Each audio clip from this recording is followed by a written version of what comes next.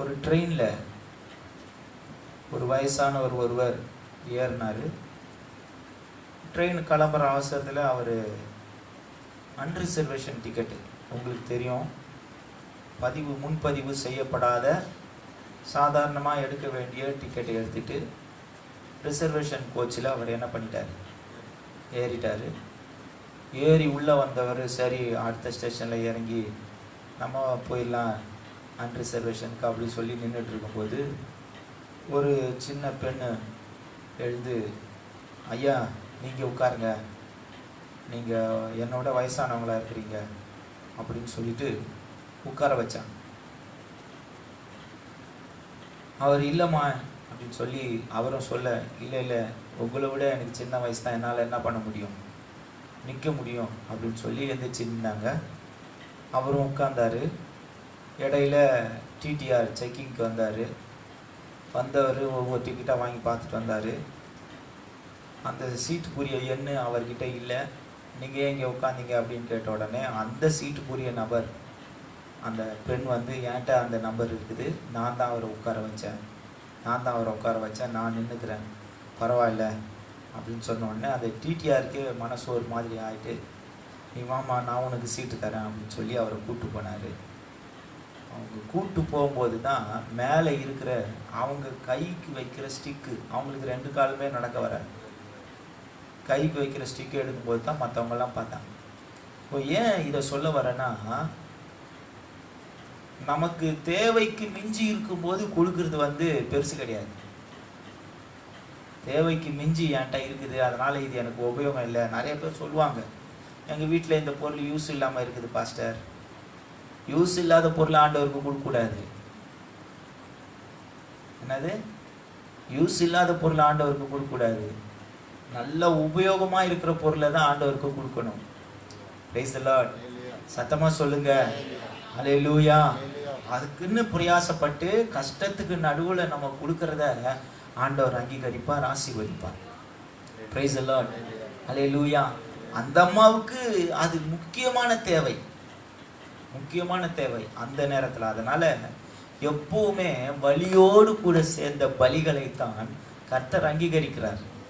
ஒரு செத்து போனதை எடுத்துட்டு வந்து ஆண்டவருக்கு பலி செலுத்தலாம், ஆனால் ஆண்டவர் அதை அங்கீகரிக்க மாட்டார். ஜீவனுள்ள பலிகளை கர்த்தர் அங்கீகரிக்கிறார். Price the Lord. பிரயாசத்தோடு இந்த காலை வேளையில இத்தனை கஷ்டத்துக்கு நடுவில், காலையில் பஸ் கிடையாது, எந்த வசதியும் கிடையாது, ஆனாலும் ஆண்டவருடைய ஆராதனைக்கு வருவதற்கு கர்த்தர் நமக்கு உதவி செய்தார். இதுதான் ஆண்டவருக்கு நம்ம செலுத்துகிற நன்றி கடமை. 9 மாசம் பக்கத்து வீட்டில் பக்கத்தில் வந்துச்சு. நம்ம பார்த்தோம் இந்த வசனம், பக்கத்தில் 1000 பேரும் நம்ம கிட்ட வரைக்கும் வந்துச்சு, ஆனால் நம்ம வீட்டுக்கு வரலை. ஸ்தோத்திரம். அல்லேலூயா. அப்படி 10,000 பேர் 1000 பேரா போறான், 1000 பேரா போறான், கொத்தா சாவறான் அப்படிலாம் சொல்லாங்க. கேள்விப்பட்டோம், கண்களால பார்த்தோம் டிவியில. ஆனாலும் அது நம்மை அணுகல. கர்த்தர் நம்மை காத்தான். கர்த்தர் நம்ம மேல வச்ச கிருபை பெரியது, அவர் நம்ம மேல வச்ச இரக்கம் பெரியது. நிச்சயமா ஆண்டவருக்கு நன்றி சொல்லணுமா வேணாமா? அல்லேலூயா, அல்லேலூயா. 10 பேர் நன்மை அனுபவிச்சு ஒருத்த மாத்திரம் திரும்பி வந்து ஆண்டவருக்கு நன்றி சொன்னது போல அந்த ஒரு நபர் நானா இருக்கும்படி கர்த்தர் இந்த காலை வேளையில இந்த 10வது மாதம் 1 தேதியிலே ஆண்டவருக்கு நன்றி செலுத்தும்படியாய் கர்த்தர் நம்மை கொண்டு வந்தார். கரங்களை உயர்த்தி கர்த்தரை ஸ்தோத்திரம் பண்ணுவோம். என் ஜீவன் உம்முடைய பார்வைக்கு அருமையானது. Praise the lord. அல்லேலூயா. என்னை கொண்டு தேவன் என்ன செய்து முடிக்க வேண்டும் என்று முடிவு பண்ணினாரோ அதை செய்து முடிக்கிற வரைக்கும் எவராலும் என் ஜீவனை பறிக்கவோ எடுக்கவோ முடியாது. சத்தமா? நம்மை கொண்டு கர்த்தர் செய்ய வேண்டிய காரியத்தை செய்து முடிக்கிற வரைக்கும் நம்முடைய ஜீவனை ஒருவராலும் தொட முடியாது. நம்மை கொண்டு கர்த்தர் இந்த பூமியில செய்ய வேண்டிய காரியம் இருக்கிறதுனால கர்த்தர் இந்த பூமியிலே நம்மை வைத்திருக்கிறார். Price the Lord. நோக்கம் சிறப்பானதா இருக்குமானால், நம்ம அவசரப்பட வேண்டிய அவசியம் இல்லை. என்னுடைய 2 நாளுக்கு முன்னாலே என்னோட ஸ்டேட்டஸ்ல போட்டேன், நோக்கம் சிறப்பானதா இருக்குமானால் நாம் அவசரப்பட வேண்டிய அவசியம் இல்லை. ஏற்ற நேரத்திலே தேவன் ஏற்றவர்களை கொண்டு அதை செய்து முடிப்பார். நமக்கு நோக்கம் மட்டும் கரெக்டா இருந்தா போதும். இது என் தேவனுக்கு பிரியம், இது என் தேவன் ஒத்துக்கொள்வார் அப்படின்ற நோக்கம், அந்த நோக்கம் வந்து யாருக்கும் கெடுதல் இல்லாம அநேகருக்கு நன்மை உள்ளதா இருக்குமானால் அதை நாம செய்து முடிக்கணும்னு அவசரப்பட வேண்டிய அவசியமே இல்லை. ஆண்டவர் யாரை கொண்டு எந்த நேரத்திலே அதை செய்து முடிக்க வேண்டுமோ அந்த நேரத்திலே அவர்களை கொண்டு செய்து முடிப்பார். 7 வருஷம் தேசத்துல என்ன செழிப்பு இருக்கும், 7 வருஷம் தேசத்துல பஞ்சம் வரும். இந்த செழிப்பானதை மீதி எடுத்து வச்சு பஞ்ச காலத்துக்கு இந்த செழிப்பானதுல வந்ததை வச்சு போஷிக்கணும். இதை செஞ்சு இந்த தரிசனத்தை விளக்கும் போது இதை செய்யத்தக்கவர் வேற ஒருவரும் இந்த பூமியில் இல்லை, நீ மாத்திரம் தான்ப்பா இதை செய்ய முடியும்னு சொல்லிட்டு யோசேப்பை அந்த ஸ்தானத்திலே ராஜா அமர வைத்தார். ராஜாவுக்கு நித்திரை கெட்டது. யாரை கொண்டு செய்யணுமோ அதை சிறப்பா செஞ்சார் பாருங்க ஆண்டவர். இதே வந்து கொஞ்ச நாளுக்கு முன்னால சிறைச்சாலையில 2 பேர் இவன் கூட இருந்தாங்க, அவங்க விடுதலை ஆக்கி இவனை ராஜா கிட்ட ரெக்கமெண்ட் பண்ணி வச்சிருந்தா ஏதோ ஒரு கஷ்டம், ஏதோ ஒரு வேலை அவனுக்கு தந்து எந்த இடத்துல இருந்திருப்பான்னு தெரியாது. ஏற்ற நேரத்திலே தேவன் தன்னுடைய காரியங்களை நடப்பிக்கும்படி அவருடைய பலத்த கரத்திலே நாம் அடங்கி இருப்போமானால் கர்த்தர் ஏற்ற வேளையிலே எல்லா காரியத்தையும் நமக்கும் மற்றவர்களுக்கும் சாதகமாய் செய்வார். சத்தமா சொல்லுவோம் ஹல்லேலூயா. இந்த 27ஆம் சங்கீதம் 14வது வசனத்தை நாம் எடுத்துக்கொள்வோம். கர்த்தர் இந்த நாளிலும் கூட என்னோடு இந்த வார்த்தையை பேசினார். 27ஆம் சங்கீதம் 14வது வசனம், கர்த்தருக்கு காத்திரு, அவர் உன் இருதயத்தை ஸ்திரப்படுத்துவார், திடமனதா இருந்து கர்த்தருக்கே காத்திரு. இந்த திடமனதா இருந்து அப்படின்ற வார்த்தையை எடுத்துட்டேன். எனக்கு கர்த்தர் சொன்னது கர்த்தருக்கு காத்திரு, கர்த்தருக்கே காத்திரு, உன் இருதயத்தை ஸ்திரப்படுத்துவார். Price the lord. ஹல்லேலூயா, ஹல்லேலூயா. ஒவ்வொருத்தருக்கும் ஒவ்வொரு விதமான இருதயம். ஒரு சிலருக்கு எங்கேயோ ஏதோ ஒன்று நடந்துச்சுன்னா இங்கேயே கை கால்லாம் தட தட தடன்னு ஆடும். பார்த்துருக்கீங்களா? நிறைய பேருக்கு பேசுற அளவுக்கு மனசுக்குள்ள தைரியம் இருக்காது. நிறைய பேசுவாங்க, ஆனா மனசுக்குள்ள என்ன இருக்காது? தைரியம் இருக்காது. ஒரு சிலருக்கு மனசுக்குள்ள தைரியம் இருக்கும், வெளியே தெரியாது. இந்த திட நம்பிக்கை, தைரியம், இதையெல்லாம் கர்த்தர் பேர்ல ஒருத்தங்க வச்சிருந்தாங்கன்னா அவங்க என்றென்றுக்கும் அசையாமல் இருக்கிற சீயோன் பர்வதத்தை போல இருப்பாங்க. Price the Lord. 2 மனுஷனை குறிச்சு ஆண்டவர் பேசினாரு. ஒருத்தன் 2 பேரும் 10 ரூபாய் வாங்கினாங்க. வாங்கிக்கிட்டு 2 பேரும் எங்க வீடு கட்டுறதுக்கு போனாங்க. வா, இந்த இடம் எவ்வளோப்பா போகுது அப்படின்னா, அவன் மணல் சைடுக்கா போய் வீடு வாங்கினான், இடம் வாங்கினான். கொஞ்சம் விலை தான், ஈஸியாக வாங்கிட்டாரு. இவர் மலை மேலே போய் வீடு வாங்கணும் சொல்லிட்டு, இடம் வாங்கணும் சொல்லிட்டு போனோம். நிறைய விலை சொன்னா, சரி கஷ்டப்பட்டு என்ன பண்ணிட்டாரு, வாங்கிட்டாரு. இந்த மலை மேலே இருக்கிறவன் கட்டினான் பாருங்க. மலை மேலே வீடு கட்டுறது எவ்வளோ கஷ்டம். கொஞ்சம் கடக்காலை எல்லாம் எடுக்கணும்னா எவ்வளோ கஷ்டம். மணல்ல குழி தோண்டினாரு, ஒரே நாள்ல எல்லாத்துலயும் குழி தோண்டிட்டாரு. இந்த பாறையில தோண்டினாரு, தோண்டிக்கிட்டே இருந்தாரு. ஒரு குழி கூட ஒரு நாளுக்கு என்ன பண்ண முடியல, தோண்ட முடியல. ஆனா 2 பேரும் வீடு கட்டி முடிச்சாங்க. பெருவெள்ளம், பெருமழை, பெருங்காற்று வீசியது. என்னாச்சு? மணல்ல கட்டின வீடு. அதனால நான் உங்களுக்கு சொல்றேன், கர்த்தர் மேல, கர்த்தருடைய வார்த்தையின் மேல கட்டுறது வந்து ரொம்ப கஷ்டம். ஆனா கட்டிட்டா அதை இடிக்கிறதும் ரொம்ப கஷ்டம். யாராலையும் இடிக்க முடியாது. இன்னைக்கு மணல் மேல, மணல் குதிரை மேல சவாரி பண்றவங்க நிறைய பேர் இருக்கிறாங்க. அதனால தோன்றி மறையும் விட்டில் பூச்சியை போல, இன்றைக்கு பெய்த மழையிலே முளைக்கிற காளானை போல அவங்க தோன்றுகிறார்கள், மறைந்து போகிறார்கள். கர்த்தருக்கு காத்திருக்கிறவர்களோ என்றென்றைக்கும் என்றென்றைக்கும் என்றென்றைக்கும் அசையாமல் இருக்கிற சீயோன் பர்வதங்களை போல எழும்பி நிற்கிறார்கள். இன்னைக்கு இந்த வார்த்தையை நான் சொல்லி பார்த்தேன், நீங்களும் சொல்லி பாருங்க.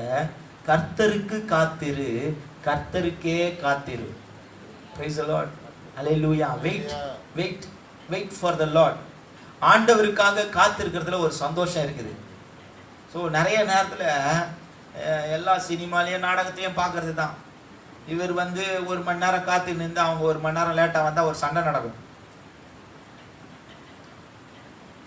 ஆனால் பிடிச்சவங்களுக்காக காத்திருக்கும் போது சண்டை நடக்கும், ஆனால் அதில் ஒரு இனிமையே இருக்கும். அந்த மனசுக்குள்ள ஒரு ஏக்கம், அந்த மனசுக்குள்ள ஒரு ஒரு ஆசை. இப்போ இந்த வார்த்தையை சொல்லி பாருங்க, நிறைய சொல்லி பாருங்க. முதலமைச்சருக்காக காத்திரு சொல்லி பாருங்களேன், நல்லாவே இருக்காது. நீங்க சொல்லி பாருங்க. மாமாவுக்காக காத்திரு, மாமியாருக்காக காத்திரு, கணவருக்காக காத்திரு, பிள்ளைகளுக்காக காத்திரு, இதெல்லாம் சொல்லி பாருங்க. நிஜமாகவே அவருடைய பிரசன்னத்தை உணர்ந்தவங்க கர்த்தருக்கு காத்திருன்னு சொல்லும் போதே அதுல ஒரு மிகப்பெரிய நிறைவும் சமாதானமும் அதுல கலந்துருக்கிறத நம்மளால உணர முடியும். பிரைஸ் தி லார்ட், ஹல்லேலூயா. கர்த்தருக்காக காத்திரு, அதுக்கு அடுத்தது கர்த்தருக்கே காத்திரு. இன்னைக்கு கர்த்தருக்கேனா நம்ம எதிர்பார்க்கிற ஒரு பொருள் அப்படின்னு கூட வச்சுக்கலாம். இப்போ நான் உட்காந்துட்டேன், வந்து பசி எடுக்குது, சாப்பாடு டேபிள்ல உட்காந்துட்டேன், எதுக்காக காத்துக்கிட்டு இருக்கிறேன் சொல்லுங்க? சாப்பாடுக்காக காத்திருந்தேன். ஒருத்தர் 5000 ரூபாய் கொடுக்குறேன்னு சொன்னாரு, அவர் வருவார்னு உட்காந்து காத்துக்கிட்டு இருக்கிறேன். இப்போ எதுக்கு காத்துக்கிட்டு இருக்கிறேன்? பணத்துக்காக காத்துக்கிட்டு இருக்கிறேன். கர்த்தருக்காக காத்திருக்கிறது ஒண்ணு, கர்த்தருக்கே காத்திருக்கிறது அது வேற ஸ்டைலு. அது மட்டும்தான் எனக்கு வேணும். இதுக்கு பதிலா வேற ஒண்ணு கொடுத்தா கூட எனக்கு என்ன ஆகாது. இதுக்கு பதிலாக வேறொன்று கொடுத்தாலும் எனக்கு ஈடாகாது. எனக்கு அதுல நாட்டம் கிடையாது, எனக்கு அதுல விருப்பம் கிடையாது. அப்பா, நான் கேட்டது இது மட்டும்தான், அது மட்டும்தான் எனக்கு வேணும். அப்போ கர்த்தருக்காக காத்திருக்கிறதும் கர்த்தருக்கே காத்திருக்கிறதும் வாழ்க்கையில மிகப்பெரிய விசேஷமானது. ஸ்தோத்திரம், ஸ்தோத்திரம், ஸ்தோத்திரம். இன்னைக்கு இந்த காலகட்டம் நமக்கு மிகப்பெரிய பாடத்தை சொல்லி கொடுத்தது. எதிர்பார்த்த இடத்திலிருந்து எதுவுமே வரல, எதிர்பார்க்காத இடத்திலிருந்து ஆண்டவர் காரியங்களை வாய்க்க செய்தார். எதை நம்ம நினைச்சோமோ அது கிடைக்கல. நினைக்காததும் யோசிக்காததும் கற்பனைக்கு அப்பாற்பட்டதும் நாம் இதுவரையிலும் கேள்விப்படாததுமான விஷயங்களை கர்த்தர் இந்த காலகட்டத்தில் உணர செய்தார். நம்பிக்கைகள் அற்று போனது, நம்பினவர்கள் கைவிட்டார்கள், கூட இருந்தவர்கள் இல்லாமல் போனார்கள். ஆனால் கர்த்தர் நம்மை கைவிடவும் இல்லை, இல்லாமலும் போகவில்லை, இருக்கிறவராகவே நம்ம கூட இருந்தார். பிரைஸ் தி லார்ட், சத்தமா சொல்லுங்க ஹல்லேலூயா. இத வாசிக்கும் போது கர்த்தர் எனக்கு ஒரு செய்தியை தந்தாரு. அந்த செய்தி என்னன்னா, அதுக்கு ஒரு தலைப்பையும் தந்தாரு. இறையாதே, இதயமே இறையாதே. சொல்லுங்க எல்லாரும். நிறைய நேரம் ரிப்பேர் எல்லாம் எங்க ஆகுதுன்னா, எங்க ஆகுது ரிப்பேர்? எங்க ஃபர்ஸ்ட் ஸ்டார்ட் ஆகுது? இந்த நினைவு, இந்த இருதயம், இந்த ரிப்பேர் இங்கதான் ஸ்டார்ட் ஆகுது. இது ஏடா கூடமா யோசித்து ரிப்பேர் ஸ்டார்ட் ஆயிடுச்சு. Price the Lord. எதையுமே நம்பாது சீக்கிரத்துல நம்பாது. அதே மாதிரி நம்பினதை சீக்கிரத்துல மறுதளிச்சிடும். நம்பினதை, நம்ம உடம்பு தானே, ஐயோ நம்ம நல்லா தான் இருக்கிறோம் ஒரு காலத்துல சொன்ன இந்த இருதயம் இப்ப என்ன சொல்லுது? சும்மா ஏதோ நேத்து நிறைய சாப்பிட்டு ஒரு மாதிரி வாந்தி வந்துச்சு, உடனே இருதயம் சொல்லுது, பரவாயில்ல, இன்னும் கொஞ்ச நாள் நீ செத்துருவ, உனக்கு என்னவோ ஆயிடுச்சு, இவ்வளவு நேத்து வரைக்கும் நீ நல்லா இருக்கிறேன்னு சொன்ன இருதயம் இன்னைக்கு வேற மாதிரி சொல்லுது. அதனுடைய நம்பிக்கை அற்று போகுது. நான் ஆண்டவர் சொன்னார் இருதயத்துக்கு, என்னது? இதயமே இறையாதே. சொல்லுங்க, இதயமே இறையாதே. வெள்ளங்கள். இன்னைக்கு ஒரு டைலாக் சொல்றான், இதயத்துல இடியான், கண்ணுல மழையாம். ஸ்தோத்திரம். அப்போ வலி எல்லாம் எங்க தான் வருது? இதயத்துக்கு தான் வருது வலி எல்லாமே. பாதிப்பெல்லாம் இதயத்துக்குள்ளதான் இருக்குது. அந்த இதயத்தை பார்த்து ஆண்டவர் சொல்லிட்டாரு, நீ இறையாதே. ஸ்தோத்திரம். பெருவெள்ளத்தோட இரைச்சல் உன் இதயத்துல கேட்கலாம், இடி மின்னல் உன் இதயத்துல தோன்றலாம், 1000 பேர் சம்மட்டியை வச்சு அடிச்சது போல உன் இருதயத்துக்கு வலிக்கலாம். ஆனா அந்த இருதயத்தை பார்த்து ஆண்டவர் சொல்றாரு, இதயமே இறையாதே. சத்தமா சொல்லுங்க ஹல்லேலூயா. நீங்களும் சொல்லி பாருங்க. உங்களை பார்த்து நீங்க எவ்வளவு தூரம் பேச ஆரம்பிக்கிறீங்களோ அதுதான் உங்க எதிர்கால வாழ்க்கையோட வெற்றி. ஸ்தோத்திரம். 1000 பேர் வந்து சமாதானம் சொல்லினாலும் இருதயம் சமாதானம் ஆதா? எத்தனை பேர் வந்து தேற்றினாலும் நம்ம இருதயம் தேறுதல் அடையுதா? அதுவா அதுக்கு ஒரு மொழியை கண்டுபிடிச்சு என்னைக்கு அது ரிலாக்ஸ் ஆகுதோ அன்னைக்கு தான் ஆகும். ஸ்தோத்திரம். ஹல்லேலூயா, ஹல்லேலூயா. அப்போ நம்மளுடைய பலன், நம்முடைய ஆற்றுதல் தேற்றுதலும் நமக்குள்ளே இருந்து தான் முதல்ல ஆரம்பிக்குது. வெளியே இருந்து வரும் அப்படின்னு சொல்லி நம்ம நினைச்சுக்கிட்டு இருக்கிறோம். அது ரொம்ப தப்பு. வெளியே இருந்து எதுவுமே நமக்கு வந்தா அது வந்த மாதிரியே போயிடும். உள்ள இருந்து உருவாகுவது தான் நிரந்தரம். Price the Lord. சத்தமா சொல்லுங்க. ஹல்லேலூயா. வீடு கட்டுற ஸ்ட்ரக்சர் ப்ளூ பிரிண்ட் படம் போடுறாங்க. ப்ளூ பிரிண்ட் படம் போட்டு முதல் வீடு ஆரம்பிக்கும் போது எந்த மூளை எங்க இருந்து குழி தோண்டணும் அப்படிலாம் பார்த்து எங்க இருந்து குழி தோன்றாங்க. வெளியில இருந்து குழி தோண்டி அதுக்கப்புறம் தான் உள்ள வரைக்கும் கட்டிட்டு வராங்க. இப்போ ஆண்டவர் மோசே அழைச்சாரு, ஸ்ட்ரக்சர் சொல்றாரு ஒரு கட்டடம் கட்டுறதுக்கு. என்ன சொல்றாருன்னா, முதல்ல மகா பரிசுத்த ஸ்தலத்துக்குள்ள இருக்கிற உடன்படிக்கை பெட்டியிலிருந்து ஆரம்பிக்கிறாரு. அதுக்கு மேல இருக்கிற கிருபசனம் 25ஆம் அதிகாரம் யாத்திராகமத்துல நீங்க வாசிப்பீங்கன்னா, வெளியில இருந்து உள்ள கட்டிக்கிட்டு போற ஆண்டவர் நம்முடைய ஆண்டவர் கிடையாது. உள்ள இருந்து வெளியே கட்டிக்கிட்டு வர ஆண்டவர் நம்முடைய ஆண்டவர். Price the Lord. எல்லாம் ரெடி பண்ணோம். செவரே இல்லாம லைட் போட முடியுமா? அந்த இடத்துல கனெக்ஷன்லாம் எங்க இருந்து தான் வரணும்? முதல்ல மீட்டர் போர்டு வைக்கிறதுக்கு வீடு கட்டுறமோ இல்லையோ ஒரு செவரு வச்சு அதுக்குள்ள மீட்டர் வாங்கி கரண்ட் வாங்கி வச்சுட்டு அதுக்கப்புறம் தான் மற்ற வேலையை செய்ய முடியும். ஆண்டவர் ஸ்ட்ரெயிட்டா வீடு கட்டினார் பாருங்க. வீடு கட்டுறதுக்கு முன்னால லைட்டை போட்டாரு. ஸ்தோத்திரம். ஆண்டவர் நம்முடைய வாழ்க்கையில எது மையமோ, எதை சார்ந்து ஒன்று இருக்க வேண்டுமோ அதை முதலாவது செய்கிறவர் நம்முடைய ஆண்டவர். அப்படியானால் வெளியில இந்த சரீரம் ஸ்ட்ராங்கா இருக்கணும், கண்ணு ஸ்ட்ராங்கா இருக்கணும், நரம்பு ஸ்ட்ராங்கா இருக்கணும், அதெல்லாம் யோசிக்கல. நேரா இருதயத்துல கைய வச்சாரு. அதுதான் உன் மெயின் பாயிண்ட். அங்க நான் ஒரு திடமான ஒன்றை நான் உனக்கு உருவாக்கி தருகிறேன். அல்லேலூயா. இதிலே நீ நம்பிக்கையாயிரு, இதிலே நீ சோர்ந்து போகாதே. உன் இருதயத்துக்கு வேண்டிய ஸ்திரத்தன்மையை நான் தருகிறேன். எவ்வளோ பெரிய பலசாலியா இருந்தாலும் இருதயத்துல சோர்ந்து போயிட்டாருன்னா அவர் சோர்ந்து போனவர் தான். எவ்வளோ பெரிய பலவீனமானவங்களா இருந்தாலும் இருதயம் மாத்திரம் அவங்களுக்கு ஸ்ட்ராங்கா இருந்துச்சுன்னா அவங்க ஸ்ட்ராங்கானவங்க தான். அந்த இருதயத்துக்கு முக்கியமான வார்த்தை, இருதயமே இன்னைக்கு நீ இறையாத, கர்த்தரை மாத்திரம் நம்பி அவருக்கே காத்திரு. உன் இருதயத்தை ஆண்டவர் ஸ்திரப்படுத்துவார். உன் நடைகளை கர்த்தர் உறுதிப்படுத்துவார். உன்னை ஆயிரங்களுக்கு ஆசீர்வாதமாய் மாற்றுவார். நேரடியாய் தேவன் எந்த இடத்தை தேற்ற வேண்டுமோ, எந்த இடத்தை உறுதி செய்ய வேண்டுமோ, எந்த இடத்தில் இருந்து எல்லா ஊற்று கண்களும் ஆசீர்வாதம் புறப்படுமோ அந்த இடத்திலே கரத்தை வைக்கிறார். Price the Lord. அந்த இருதயத்திலிருந்து தான் ஊற்றுக்கண் ஆரம்பிக்கணும். அந்த இருதயத்திலிருந்து தான் ஆசீர்வாதம் ஆரம்பிக்கணும்.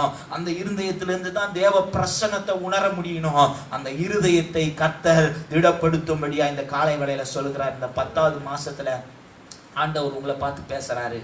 அவசரப்படாதீங்க. எதையுமே என்ன பண்ணாதீங்க, அவசரப்படாதீங்க. நான் மனுஷன் பாஸ்டர், என்னாலெல்லாம் அமைதியா இருக்க முடியாது, என்னாலெல்லாம் அமைதியா இருக்க முடியாது. ஆனா ஆண்டவர் நம்மகிட்ட எதிர்பார்க்கிறது அமைதியா இரு, அவசரப்படாத.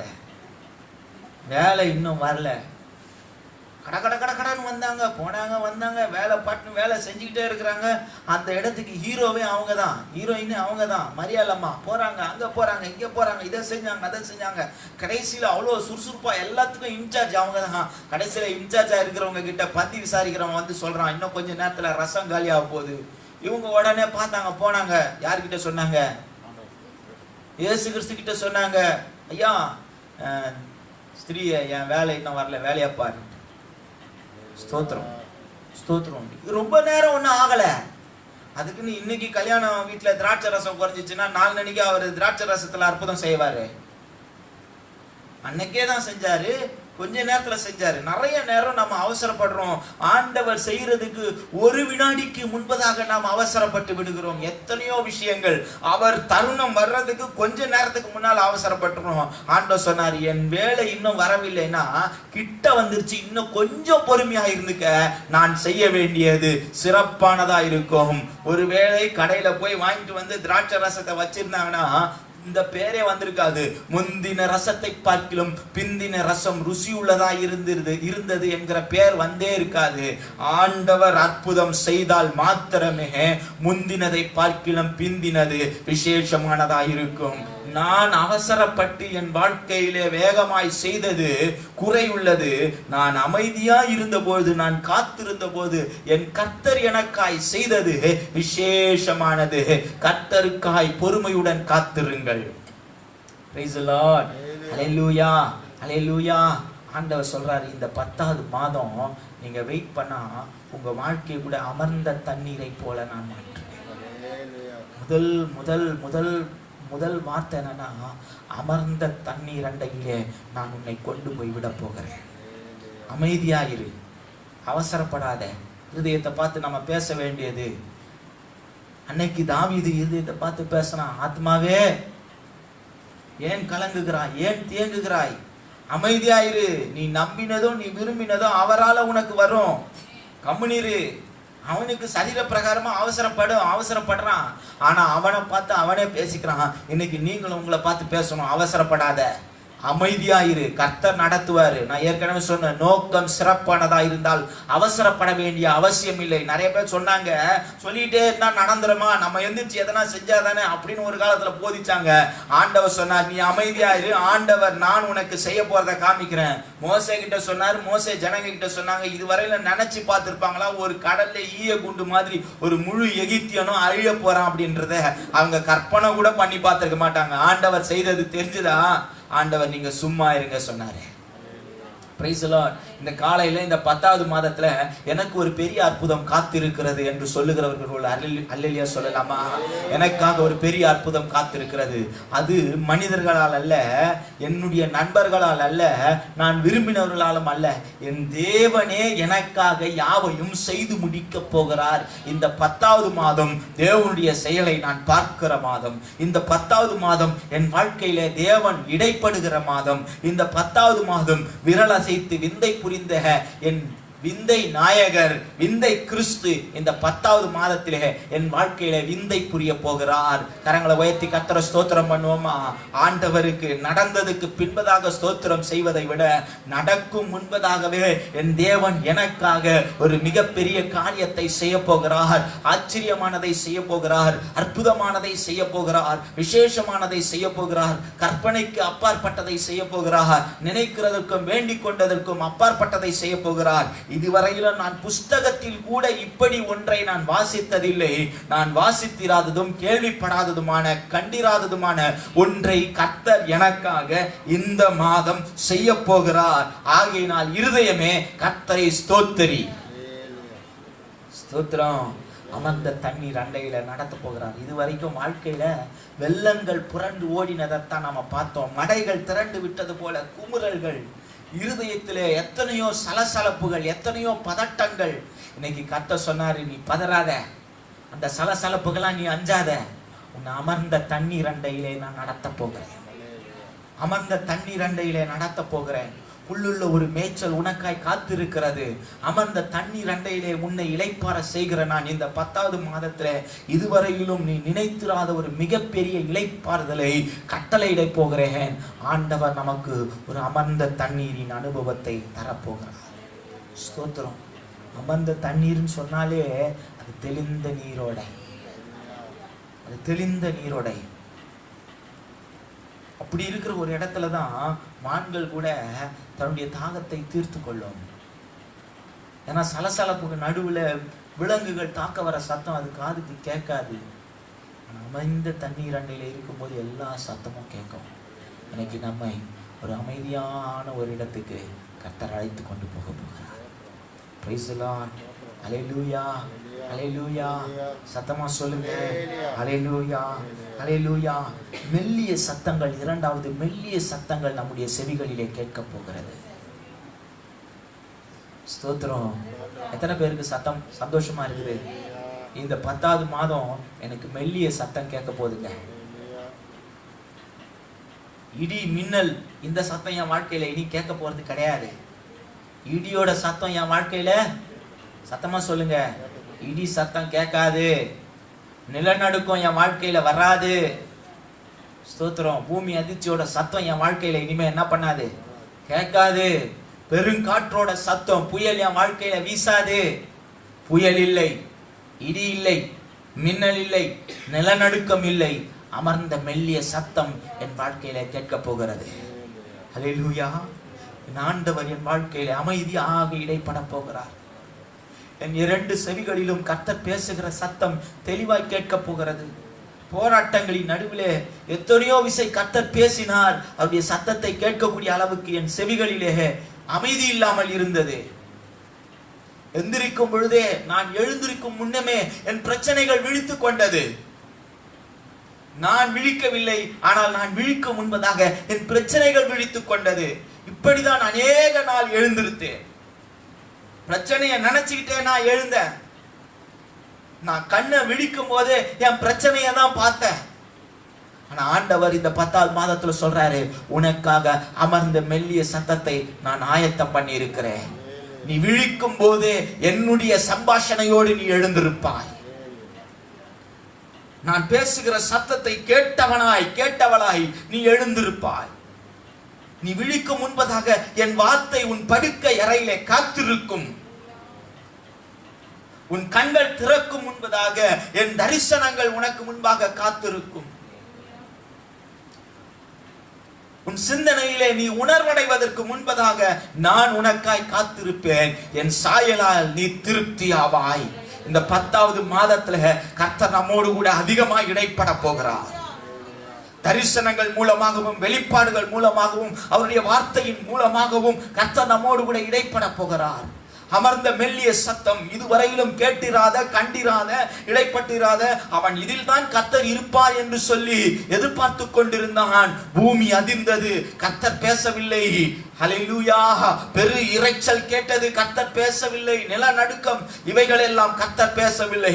இவைகளுக்கு பின்பு அமைதியாய் காத்திருந்த போது ஒரு அமர்ந்த மெல்லிய சத்தம் அவனுக்கு உண்டானது போல உங்களுக்கும் எனக்கும் இதுவரையிலும் பேசுவாரா, இதுல பேசுவாரா, அதுல பேசுவாரா, டிவில பேச மாட்டாரா, அவங்க மூலமா பேச மாட்டாரா, இவங்க மூலமா பேச மாட்டாருன்னு எங்கெங்கயோ தேடிக்கிட்டு இருந்த நமக்கு ஆண்டவர் சொன்னாரு, இருதயத்தை இறையாமல் அமைதிப்படுத்து, நான் பேசுகிற மெல்லிய அமர்ந்த சத்தம் உன் செவிகளிலே கேட்க போகிறது. இந்த மாதம் நீங்க சொல்லுங்க, தேவனுடைய அமர்ந்த மெல்லிய சத்தத்தை கேட்கிற மாதம். ஸ்தோத்திரம், ஸ்தோத்திரம், ஸ்தோத்திரம். அல்லேலூயா. கடல்ல போயிட்டு இருந்தாங்க, எதிர்காற்று வந்தது, தடை காற்று வந்தது, எல்லா காற்றுக்களும் வந்தது. கடைசியில தென்றல் வீசியது. அப்போஸ்தலர் நடவடிக்கைகளிலே நீங்க வாசிக்கும் போது தென்றல் வீசியது. ஸ்தோத்திரம். இந்த 10வது மாதத்துல 3வது பாயிண்ட் ஆண்டவர் சொல்றாரு, உங்க வாழ்க்கையில தென்றல் வீச போகுது. தெற்கில் இருந்து ஒரு காரியம் உங்களை தேடி வரப்போகிறது. வாடையே எழும்பு, தென்றலே வா.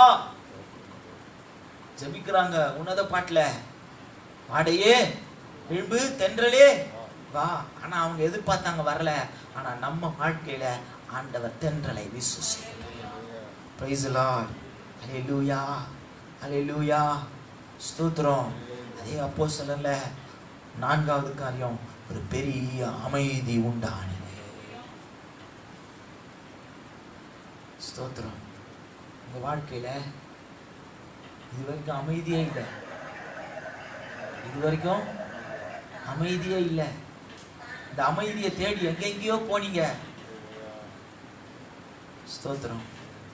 1000 பேர்கள் எதிர்த்து வந்தாலும் அதுக்கு நடுவுல அமைதியை கர்த்தர் கட்டளையிட. சுற்றி சலசலப்பு, எதுவுமே சரியில்லை. இப்படித்தானே நம்ம இப்ப இருக்கிறோம். எது சரியா இருக்குது கொஞ்சம் யோசித்து பாருங்க. எதுவுமே சரி கிடையாது. கடின உழைப்பு, கொஞ்சம் பணம், நல்ல சாப்பாடு சாப்பிட்டோம். இப்போ உழைப்பே கிடையாது, நிறைய பணம். நம்ம பிளாஸ்டிக்கை சாப்பிட்றோமா, ரப்பரை சாப்பிட்றோமா, நமக்கே சந்தேகத்தோட தான் சாப்பிட்டு இருக்கிறோம். நமக்கு தெரியுது நல்ல சாப்பாடு தான், ஆனால் கொஞ்சம் யாருன்னா கலக்கி விட்டாங்கன்னா, கொஞ்சம் டவுட் கலக்கி விட்டாங்கன்னு வச்சிங்களேன், கன்ஃபார்ம் பண்ணுறோம் நம்ம என்ன சாப்பாடு சாப்பிடல, சைனாலேருந்து இறக்குமதி பண்ணிட்டான் அப்படின்னு ஒரு பொருளையை கலக்கி விடுங்க, எல்லாருமே நம்பிடுவாங்க. ஏன்னா எதிலையுமே ஜனங்களுக்கு நம்பிக்கையே இல்லை. நம்பிக்கைக்குரியவர்கள் எல்லாம் கெட்டு போனார்கள்.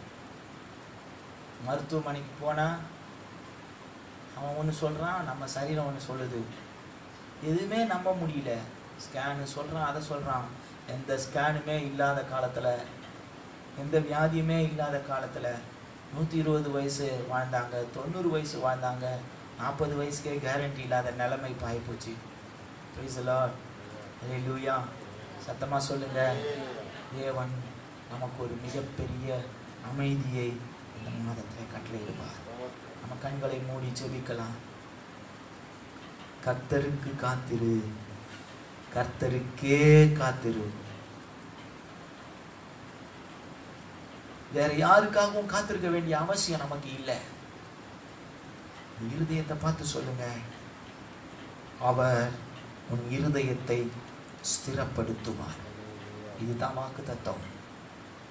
அவர் உன் இருதயத்தை ஸ்திரப்படுத்துவார். என் இருதயத்தை ஸ்திரப்படுத்துகிறவர். இருதயத்தை பார்த்து உங்கள் இருதயம் கலங்காதிருப்பதாக என்று சொன்னவர் அவர். என் ஆண்டவர் உங்கள் இருதயத்தை ஸ்திரப்படுத்துவார். ஒரு ஸ்திரத்தை கர்த்தர் கட்டளையிடுவார். கலங்கி போன இருதயம் ஸ்திரமடையும். பதட்டமான இருதயம் ஸ்திரமடையும். குழம்பி போன இருதயம் ஸ்திரமடையும். உடைந்து போன இருதயம் ஸ்திரமடையும். இன்றைக்கு இந்த இருதயத்தை ஸ்திரப்படுத்துகிறவர் எங்கள் மகா பரிசுத்தமுள்ள நல்ல பரலோக பிதாவே, ஸ்திரத்தன்மை உள்ள தேவனே, நிலையான ஆட்சியிலே அமர்ந்திருக்கிறவரே, நீர் எங்களை பார்த்து இந்த காலை வேளையில இருதயத்தை ஸ்திரப்படுத்துவேன் என்று வாக்கு பண்ணினதற்காய் ஸ்தோத்திரம்.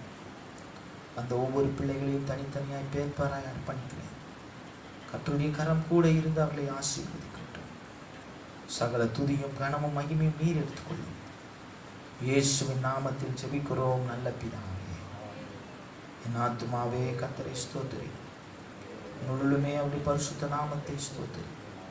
என் ஆத்துமாவே கர்த்தரை ஸ்தோத்திரி. கர்த்தர் செய்த சகல உபகாரங்களையும் மறவாதே. நம்முடைய கர்த்தராகிய இயேசு கிறிஸ்துவின் கிருபையும் பிதாவாகிய தேவனுடைய அன்பும் பரிசுத்த ஆவியானவருடைய ஐக்கியமும் சமாதானமும் சந்தோஷமும் வழி நடத்துதலும் நம் அனைவரோடு கூட இன்றும் என்றும் சதா காலங்களிலும் நிலைத்திருப்பதாக. ஆமென். கர்த்தர் உங்களை ஆசீர்வதிப்பார். கர்த்தர் உங்களோடு கூட